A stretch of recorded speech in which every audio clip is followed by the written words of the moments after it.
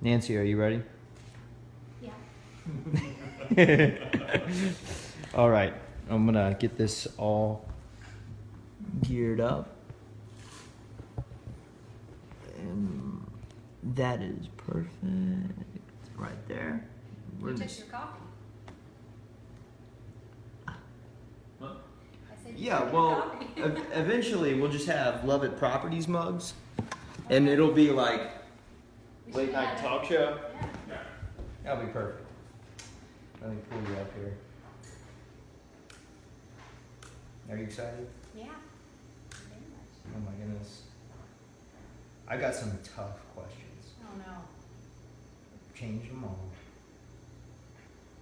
Well, I'll do my best. Yeah. And forget the rest. Okay.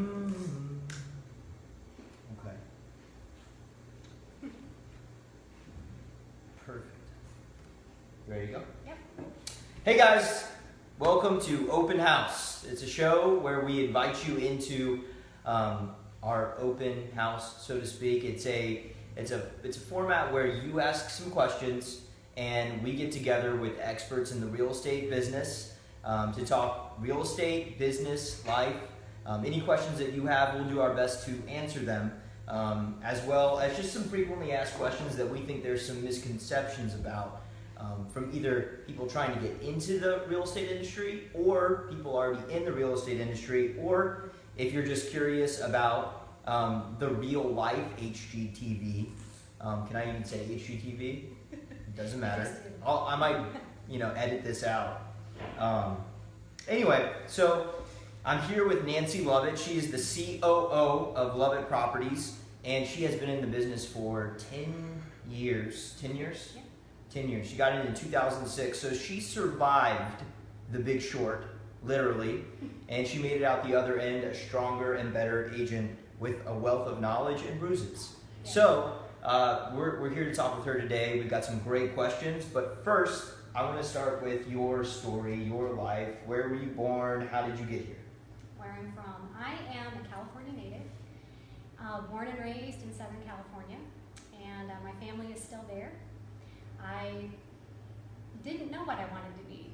I think I just sort of went through school and decided I'm just going to go to college like everybody else and figure it out when I'm there.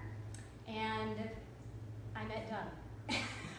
Like right away, all of a sudden, I was like, oh yeah, okay, well that's what I want to be. So never finished college. We got married in '89. I was 20 years old, and I just knew that I wanted to have a family. That was my big desire. My big dream in life was to have a family. So that's what we did, and we were married in '89. We've been married ever since. We have 4 kids, and that's where I go in my head. What I do to help my family is real estate, and I view it not as my dream goal to have this big company. I am just looking for a way to help my family, and that's why I jumped in and got started, and it was basically just a way to help pay the bills. And now I'm on my 11th year. That's amazing. So when you were making the decision to get into real estate, what were you doing at the time, and what kind of spurred that on? At the time, we actually were in the middle of running another business that we were trying as a family to make work. We were homeschooling our kids. We had 4 little kids. I think Brian at the time might have been 12 and 400 or 300 at. And we were just looking for a way to not charge the gas and charge the food and put all of your living expenses on a credit card because you're just trying to make those ends meet. Starting a business is a very difficult thing, especially when you have a family of 6. And I wanted to help. And so I thought, I think I'll just go get my real estate license. It's something that I can at least have on the side, and I can implement it in slowly, or I can just jump out there and try to do it. I didn't have a vision for necessarily what it would become or what I would even do with it. I knew I had graduated high school and I didn't have a college degree, and I've just been a mother for all these years and didn't know how, to be honest with you, I didn't even know how to fill out like an application. I would be scared to death if I had to walk into Chick-fil-A and like fill one of those out and say, give me a job. I mean, I think I would freeze. And so real estate was something that I knew that if I just studied really hard and tried to pass the test, I didn't need a college degree, and I could, I knew how to work hard. I love to work hard, and so I felt like this would be an opportunity at least I could try. That's how I got started. The Lord worked it out at the perfect time, because right when I got my license was about a year or two before the bottom fell out of the business that we were trying to do. And I can look back and just see God's hand in the whole thing, because thankfully I had my license and we shut the doors on the one business, and by that time I was up and running with real estate and trying to get better and get my feet underneath me. I started out on my own. I didn't join a team. My background in real estate, or my experience in real estate, is truly just that individual agent knowing absolutely zero. Right. Signing up with a company and then saying, oh, what do I do now? I've got no idea. And learning as I went and making mistakes and just putting in the hours and putting in the sweat, putting in the time. Right. Probably a lot of you watching, you know Nancy, maybe you know Nancy, maybe you don't know Nancy, but something that you'll know about Nancy is that she won't talk a whole lot about, awards or, accomplishments. So I'm going to put her completely on the spot. And if you could just talk real quick about, because you didn't really just go from 0 to 60, you kind of went from 0 to 120 miles per hour. I mean, you got your business up, and it's kind of a meteoric kind of rise. I don't know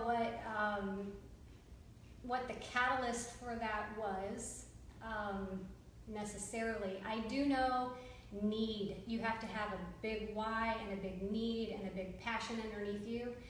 And what drove me was just maybe desperation. Mm-hmm. Just that need for feeling like I've got to make this work. I don't have any other options. We learned years ago through another business a great quote from a company owner, no option to quit.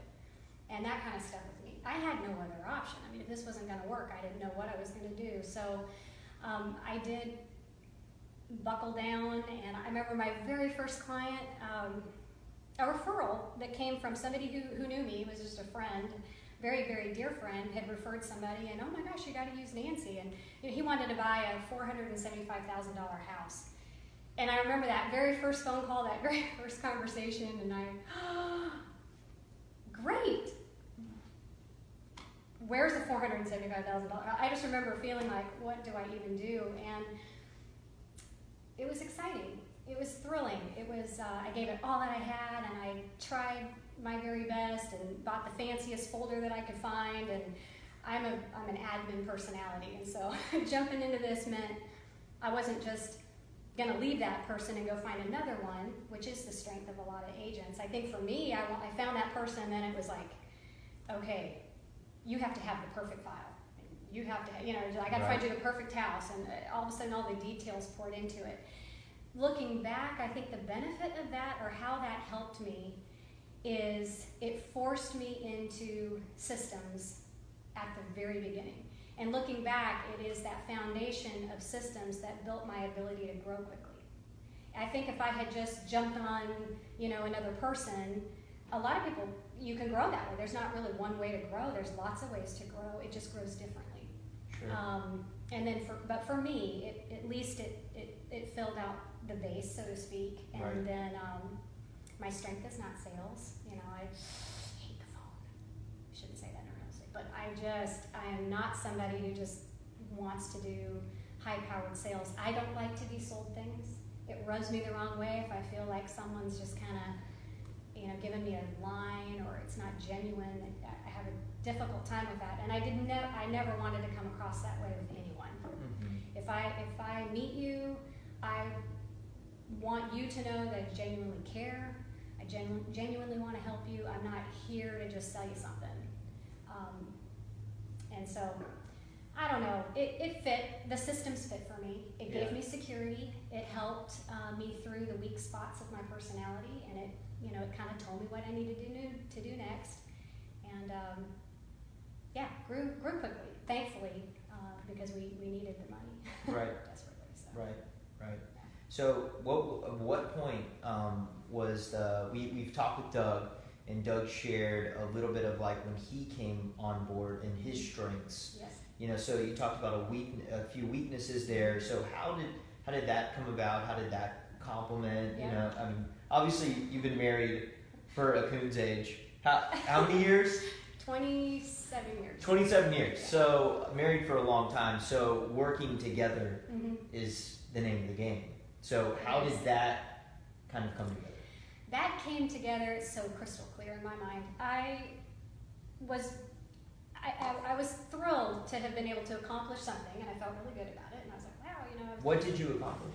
Well, I had made it to number 1 in our office and number 12 in the region. Okay. And I was excited because Gary Keller, was going to call me. And I just remember that whole year. It was just exciting. When you don't have any successes behind you to puff you up and make you feel like you deserve it, you just feel like this shouldn't be happening to me, but wow, I'm so excited. So Right. that whole year I got to interface with what I felt were the true leaders in the industry. And it did two things. On the one hand, it was exciting to be included, and so I think it gave me a boost of confidence a little bit. And then the flip side of that coin was it showed me also I'm not comfortable in this space by myself. This is not really genuinely me like it was with a lot of the people. The event that I'm thinking of in my head is I was invited to a mega of the mega event where it's with Gary Keller, and you have to earn, I think it's over $700,000 in just commission income in a year to even be invited in the room. I hadn't reached that level, but they had kind of identified me as someone who, wow, your business is growing, and so let's invite you in, and you can sit in. Right. I got to sit in, and they, just listening. I just sat there and listened. I didn't contribute anything. I was just gathering as much of the wealth in that room as I could, and the wisdom, and it did hit me. I sat there and I was listening to these people, and I just kept thinking, this is my husband. These people are like who I'm married to, and had an interesting, I don't even know if I should even say this out loud. Hold but on 1 second. Okay. I'm just gonna touch this. Okay. I just didn't see a red light, and I was like, oh. We're 2/3 of the way. Okay, now we're good to go. Okay. The event that happened in that room, my personality was used as an example of someone who had a ceiling of achievement exactly where I was. And it was basically sort of presented to me that I cannot get beyond by myself where I'm at. Mm-hmm. That does two things inside of a person. On the one hand, you're like, oh, how insulting, Right. Like, what do you mean And then on the other hand, when you know it's true and it rings true, it's humbling in a different way. And it creates a certain level of peace where you're exactly right. I shouldn't be trying to be something that I'm not. I'm not going to be able to do that long term.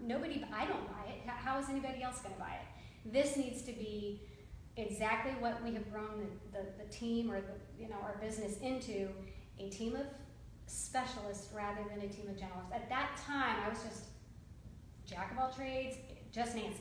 This is it. I'm going to be every single piece that I need to be, and I knew I couldn't be every piece. No one can.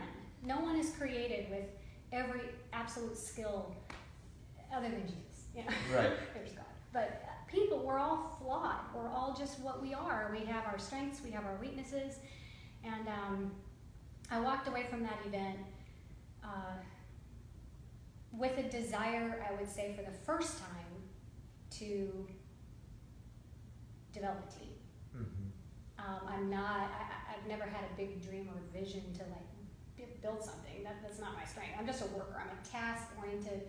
If you read the book EMyth, I'm the technician. You know, what's my list of things to do? I'm just going to push through and get them all done. I'm not really thinking beyond, well, how can somebody else do this for me? Right. It hardly ever hits my brain. But I did walk away from that event realizing, no, we can be better together. And I wanted so bad for my husband to join and actually to be CEO, the visionary, the strategist, the person who can have the difficult conversations that I can't have, somebody who can set the pace and set a high goal. I tend to, how does everybody feel about it? Oh, you don't like that goal? Oh, well, let's change it. I'm very, I just want harmony. Yeah. And so. Yeah, you're nurturing. You're very nurturing. And Doug is in a different way. He's cultivating, inspiring and motivating. Yes. Right. Yeah. So the EMyth was big. I know. I've even had conversations with Doug where he was talking about just the book and reading that at the exact right moment to where it clicks and it makes sense. That there are managers, technicians, the entrepreneur. And Doug and I fall a little bit more into the entrepreneur category where we're rarely thinking about the present and usually about like the end game. What's the end game of this all? Which is so good because people who aren't that way need that to be motivated to do what they do best. Right. I was burning out. I was exhausted. I was working 14-hour days, making the money but never seeing my family. The very people I'm trying to work for, I just wanted to be a mom. I wanted to be with my kids. I wanted to feel connected to them, and I couldn't on my own. And I couldn't cast a vision to get me out of it. Right. I felt stuck. It's like, well, this is it. And so when Doug joined on and we started, of course, when Doug joined, it was like, wait, now we have a whiteboard and now we're changing it, wait, what are we doing? And I'm a technician, which means why are we messing with the systems? And so there was, the EMyth actually, great marriage book. If anybody needs a good, it was great for us because we could understand each other. We're complete opposites, I think, in every way. We're other than values and our beliefs and the things that we love. But as far as the way we do things and the way we think, we're opposites. Right. And so there were growing pains for sure. And but for the first time, I could see something to lift me out of the light at the end of the tunnel. Yes. It felt like, okay, I'm not in this alone and I'm not drowning. Here's somebody who can lead us beyond it.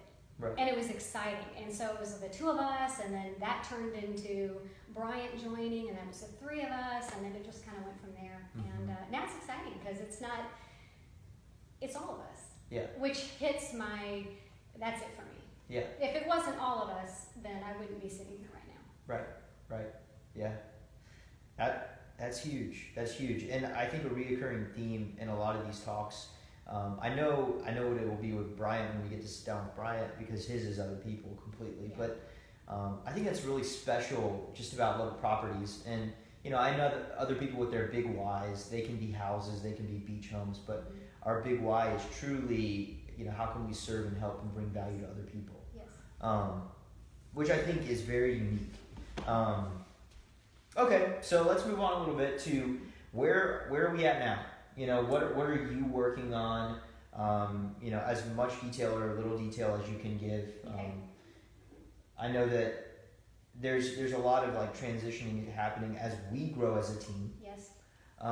So what does that look like from a COO perspective? From a technician, details. Right. Give us some details, not all the details, because I know we'll be here for 2 hours. But some detail, just kind of what does the behind the scenes look at everything? Because there's so much that goes into one of these files. Very true. One of these agents, There's so much detail in this business. Real estate is one of the most complicated and simple careers at the very same time. It's not. difficult as far as how smart you need to be necessarily, but there's so much minutia there's so much you have to master, and putting those two things together is critical for success. You can't be shy on either one of those. It won't work. My role has changed. Obviously, it was just, by myself, technician, moving down the tasks as people join, because I'm the oldest agent on the team. I guess I've been an agent the longest. That's what I mean to say. That comes with a role change. That turned into, okay, how can I get what's in my head out to the people with me? Right. I'm not a teacher. I'm not a brilliant communicator. I'm nervous. Even this is not my cup of tea. I don't see myself as, wow, I just really want to teach all these people. I do want to help. So there's a desire in me to want to help. How to do that has been probably my biggest challenge, because I'm having to grow in a leadership role when I don't naturally see myself as a leader. And so that's been, okay, COO sounds much bigger and more intimidating than like team mom. I prefer team mom. That fits. Sure. I can get that. It's like, okay, we're all going to come together, and what do you need, and what do you need, and what do you need, and well, yeah, this is how you do it, and this is how you do it, and this is how I can help. And if I can view my role in that capacity, it's easier for me to embrace it. Mm-hmm. COO, I'm always like, wow, Right. What is that exactly? I'm not fully sure, even though I am. I do know what it means. It means I'm the head of operations. That's what it means. It means as this business runs and the systems are put in place, I need to be fully aware and informed of what's happening in transactions. Okay, how's that going, and what do we need to do, and how do we need to fix it, and answer those questions. When new agents come on board, they're filled with the most questions of all. A brand new agent's like, what do I do? Yeah. And I'm the one that needs to give them a checklist and say, oh, okay, here's the phone number. We're going to call the MLS, and we're going to get this signed up, and we're going to pay this fee, and we're going to put these details in place, and you're okay. You're not lost. Because I've done this before, and I'm just not going to sit here and tell you, oh wow, you're going to make a lot of money. No. That's scary too if you don't know even what to do the next day. It's like, I just got licensed and now it's Monday, so what do I do? Right. I'm very comfortable with helping a brand new agent sit down and go, okay, here's my laptop, now what? Right. That fits me, and I love that. Yes. The other piece that I'm growing into is broker in charge. So, and I love that too. That's everything to do with the legality of real estate and keeping us all out of real estate jail, as we call it, and just making sure that we are experts, not just selling houses, but experts in the transaction. What do you say? What do you not say? How do you negotiate in a way that benefits your client in their best interest without sticking your foot in your mouth and promising something that's going to cost you $20,000 on the back end of the transaction? There are so many different pitfalls that you have to guide yourself through. New agents make the most mistakes. Mm-hmm. That's just the nature of real estate. And team mom for me, as a broker in charge, means that I can say, we'll do it together. We'll do this transaction together, and you're not alone. And before you call that client, if you have any question in your mind about what you should say or what you shouldn't say, call me. Yeah. I love to talk, so we'll talk for an hour all about it. Right. So for a new agent tuning in, like selecting a firm, selecting an agency, a lot of times you meet with a team leader type role, and that person's basically the person who's trying to recruit you to come work for this firm, or that firm, whatever firm. And so you'll meet with that person, but it's important before you sign with any place to meet with the broker in charge, because that broker in charge is going to be able to, if you don't jive with the broker in charge, I would recommend strongly not going there. Right. Find some place where the broker in charge you can communicate with, and just really be able to build a relationship so you feel comfortable calling them and putting your foot in your mouth, because you will be doing that a lot. We all have done that. So I think that's Team Mom is how, we all view you as a wealth of experience and the most talented agent on our team, period. And And anyone who's worked with Nancy knows that it's, she's the real deal. So we'll move on to some questions. Hopefully you're ready. Okay. Here's some doozies. All right. Okay, and you touched on this earlier, which was kind of funny, but I wanted to ask you, how does anyone overcome a fear of the phone? That is such a foundational question in real estate. Mm-hmm. And it's a real question because it's a real issue. And I would say most people, even if you do like to talk on the phone, that's different than asking someone for their business. When someone says they're afraid of the phone, they are afraid of rejection. And the phone represents a no on the other end that you anticipate is coming to you. And because if you were to just say, well, are you willing to talk to this person over here about whatever? Well, sure.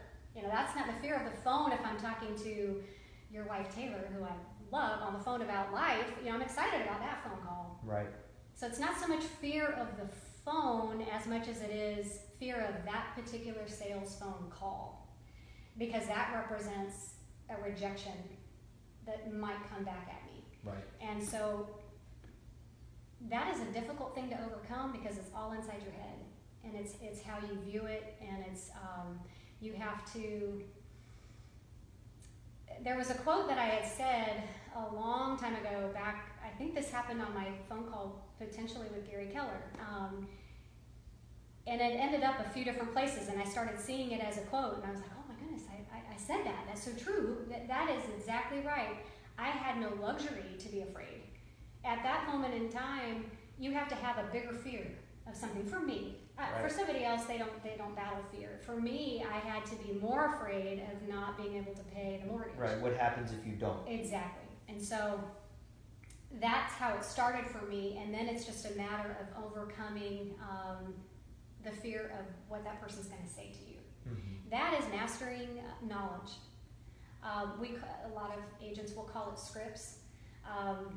Scripts is not my favorite word. It's an accurate word, and you do need to know what it is you're going to say and to be able to consistently say that, because that's consistent value that you're offering. So you need, scripts is the accurate word. I just like to call it knowledge. I just want to have enough knowledge in my head there to draw from, so that when I'm in this conversation with you, I don't have to be afraid of what you're going to say, because I know how to respond. Right.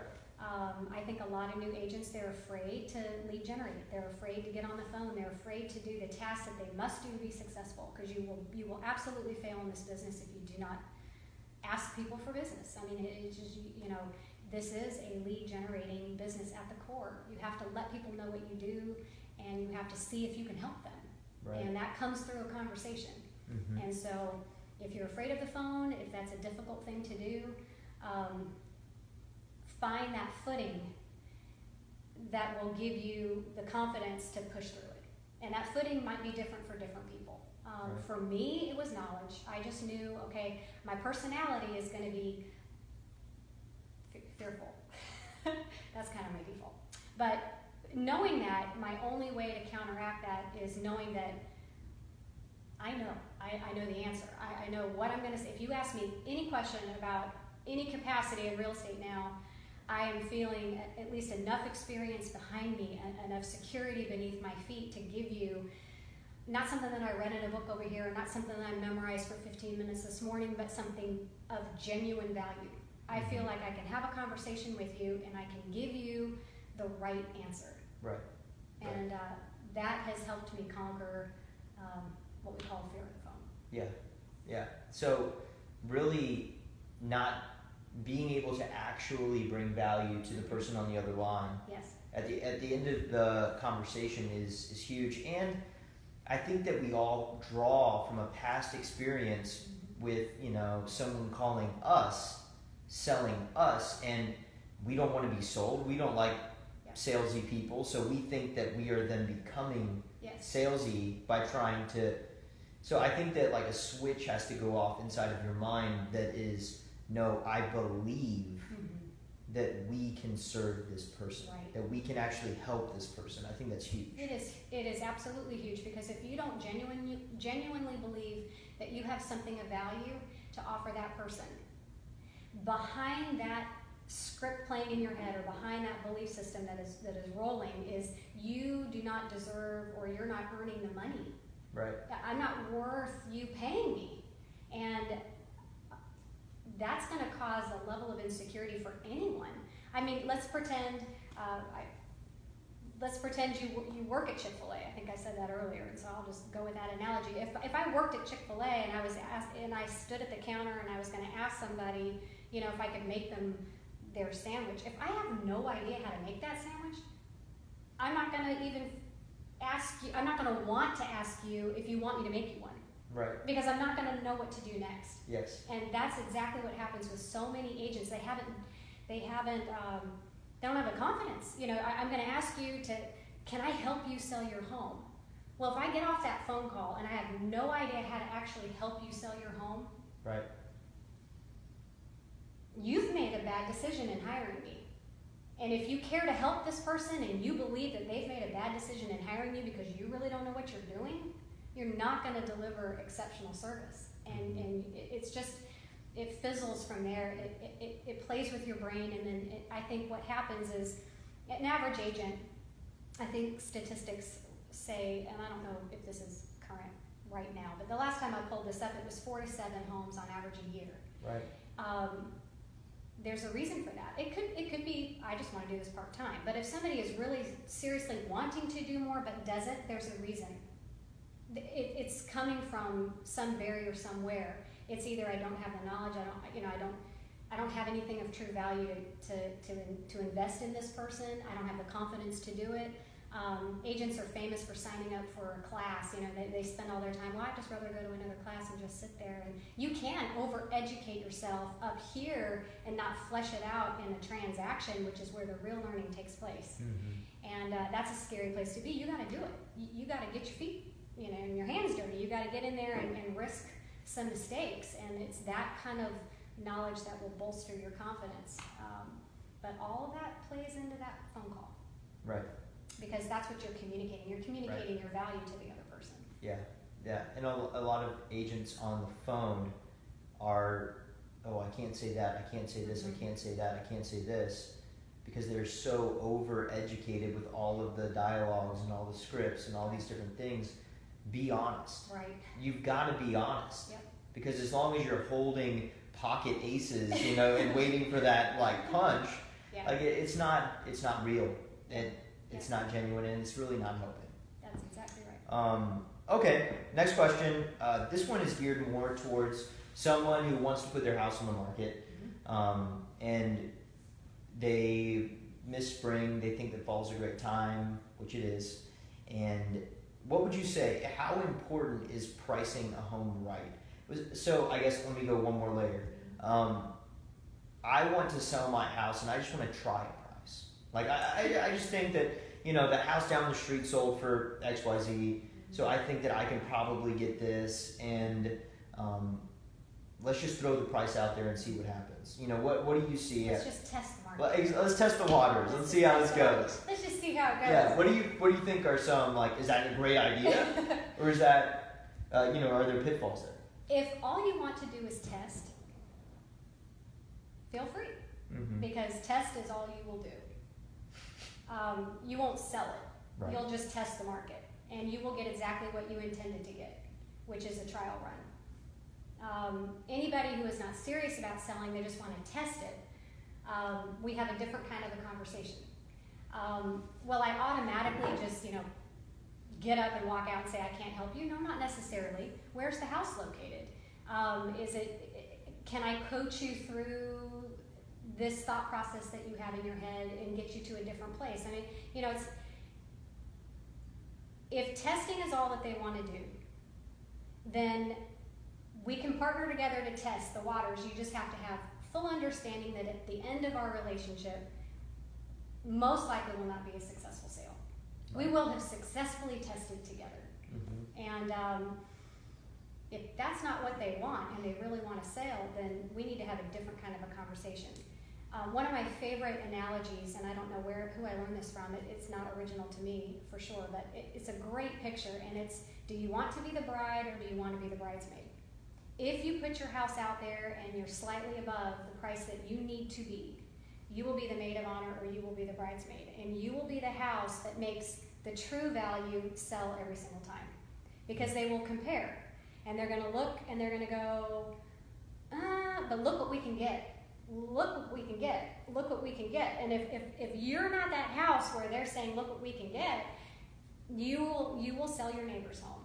And if on the other hand you want to be the bride and you want to actually sell and you want to be the house that people go, wow, look what we can get for our money, that's pricing it right. And that's the power of finding exactly where you need to be in the market, and that is exactly where you need to price your home if you want to actually get to the closing table. Right. Kind of a curveball question, I think, a little bit. So we've got, in this market, we're in Raleigh, North Carolina, if you're watching from abroad or any of the other states. Our market is piping hot, right? Yes.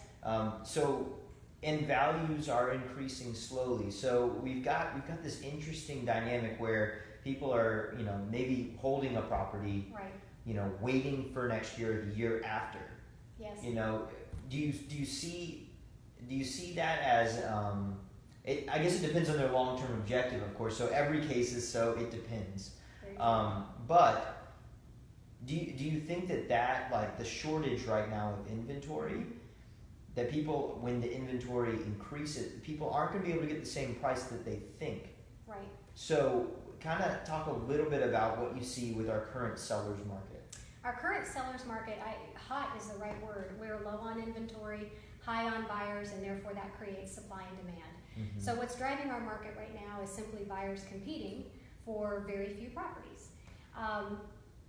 That creates a psychology in the mind of the seller that, well, if I just keep on waiting and waiting and waiting, the price is going to go up and I'm just going to jump into the market when I'm going to get more money.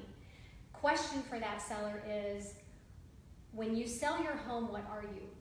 Are you now a buyer? Right. Because you just jumped into spending more for the home that you're planning on purchasing.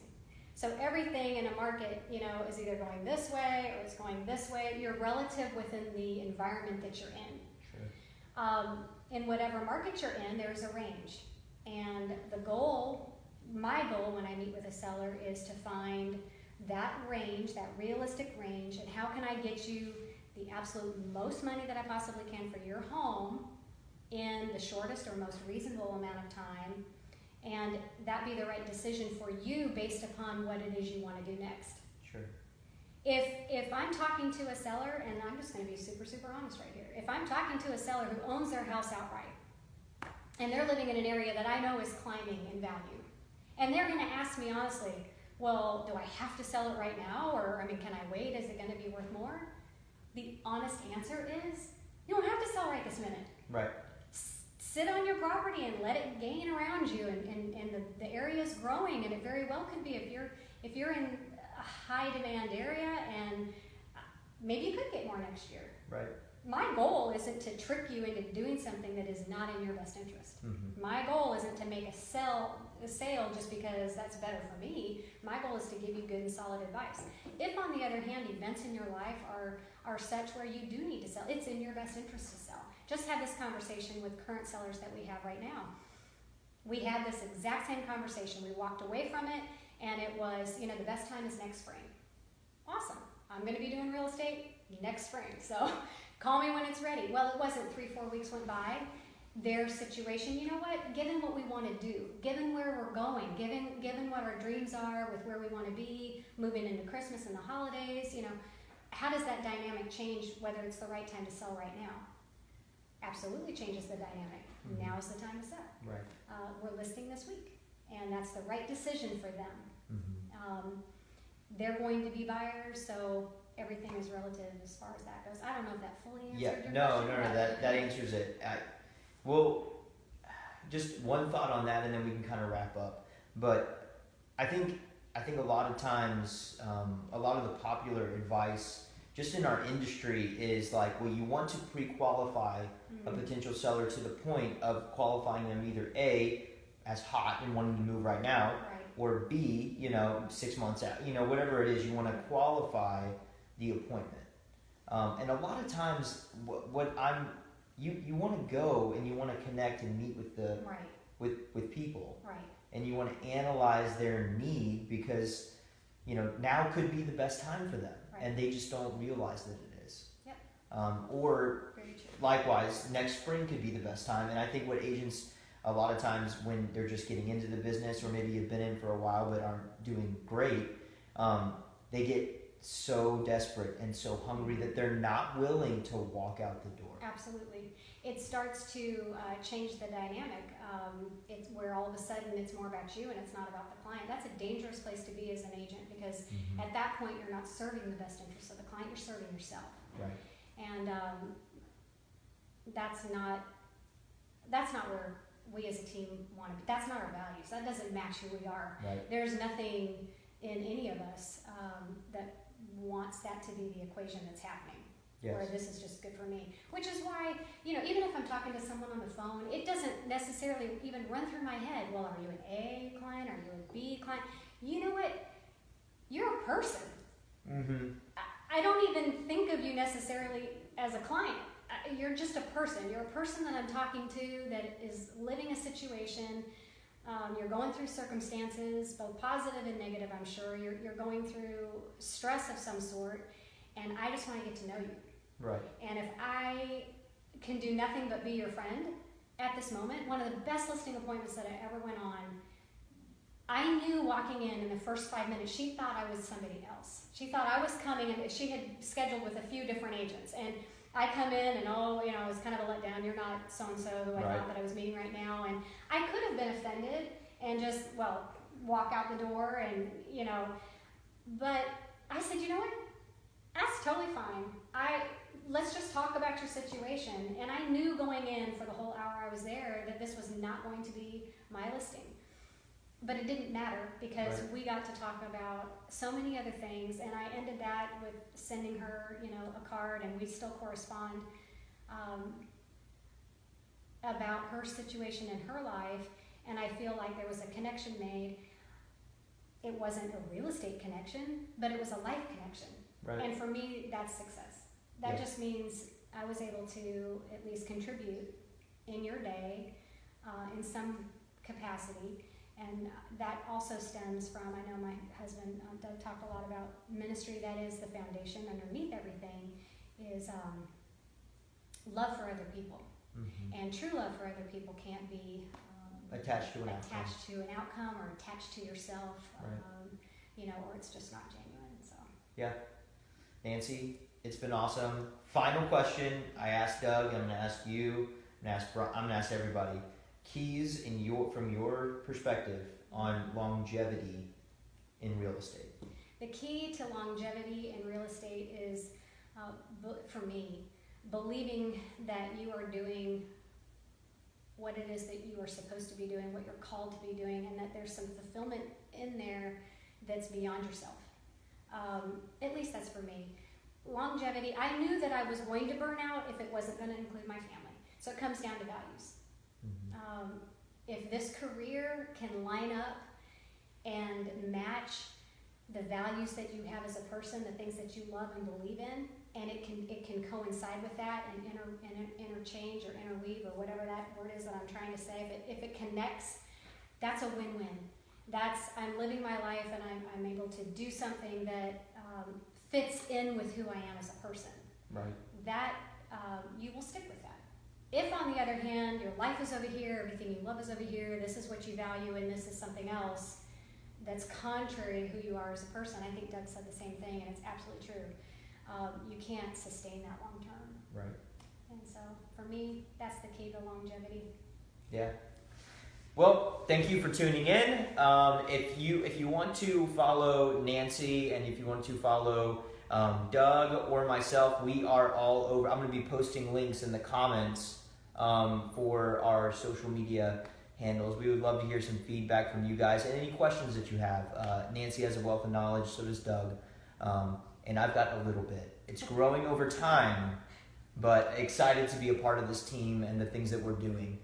We really wholeheartedly believe that when your big why is bigger than yourself, it can truly be impactful. And the word that we're throwing around kind of in mumbles right now is legacy. Yeah. Legacy is huge because we want to leave behind, we want to take what we know and give it to someone else to impact them in a really meaningful way. Absolutely. So anyway, thank you, Nancy. Thank you. Thank you, random folks. And we'll see you next time on Open House. Yay. There you go. Nice, Nancy.